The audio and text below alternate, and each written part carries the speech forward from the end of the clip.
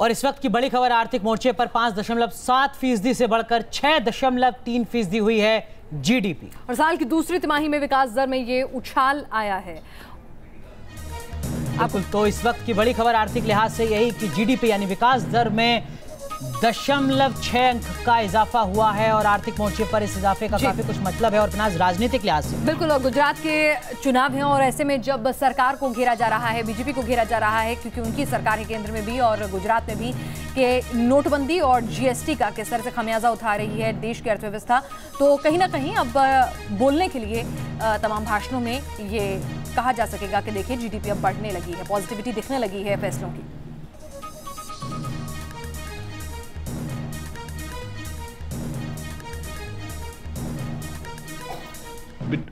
The estimate last quarter of 5.7% is led to a higher number this time of 6.3%. We've been seeing declining numbers from the end of fourth quarter 15-16. Thereafter, every quarter the number has been subsequently declining. So in that sense, this marks a reversal in direction and it is very encouraging.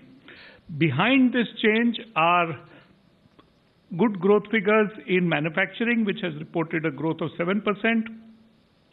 Electricity, gas, water supply, which has shown a growth of 7.6%. The other sector which has done well is trade, hotels, transport, communication, etc., which grew at 9.9%, and so on. These were the sectors which have by and large done well. I do want to emphasize a few sectors which have done a little worse than before, specifically agriculture, which has come in at 1.7%. तो आपने सुना सांख्यिकी मंत्रालय के सचिव TC अनंत को। हमारे साथ वरिष्ठ आर्थिक पत्रकार मनोज गैरोला जी जुड़ रहे हैं। मनोज जी, आपसे समझने की कोशिश करेंगे, आपके हिसाब से इस इजाफे का क्या कुछ मतलब राजनीतिक लिहाज से भी और आर्थिक लिहाज से भी?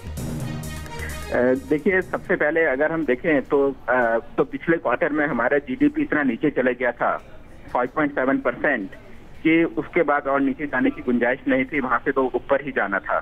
तो इसलिए ये जो रिवर्सल है, इस रिवर्सल में कोई बहुत ज्यादा आश्चर्य की बात नहीं है।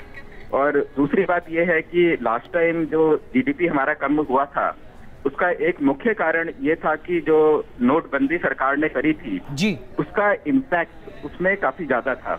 धीरे धीरे करते हुए टाइम के साथ साथ वो इम्पैक्ट कम हुआ और जो कैश इकोनॉमी से बाहर चले गया था वो वापस इकोनॉमी में आने लगा जी। तो इस कारण जीडीपी का ये ऊपर होना एक बहुत ही नॉर्मल सी बात है। और अब ये बात है कि अब इस चीज का जो गुजरात का इलेक्शन है उसमें क्या इम्पैक्ट होगा। देखिए, जो भी चीज कम्युनिकेट करी जाती है, इलेक्शन एक बहुत ही इमोशनल इशू है और इसमें मोदी जी ने एक बात बहुत अच्छे तरीके से कम्युनिकेट करी है वोटर्स को। वो ये है कि जो भी नोटबंदी करी गई थी पहले, उसका भले ही इंडियन इकोनॉमी में कोई टेम्पररी इफेक्ट हो या भले ही एक छोटे से वर्ग में उसका एक नेगेटिव इम्पैक्ट हो, लेकिन वो काला धन को खत्म करने के लिए की गई थी। और इसमें सारे के सारे जो भी वोटर हैं, एक आम नागरिक हैं, उसमें को अपने को कुछ ना कुछ सैक्रिफाइस वो संदेश देने की कोशिश जरूर की है प्रधानमंत्री नरेंद्र मोदी ने। और अब ये जो इजाफा है ये कहीं ना कहीं राहत जरूर देता है। हालांकि कृषि क्षेत्र में पिनाज बहुत अच्छे आंकड़े नहीं आए हैं, मैन्युफैक्चरिंग में उछाल काफी ज्यादा हुई है।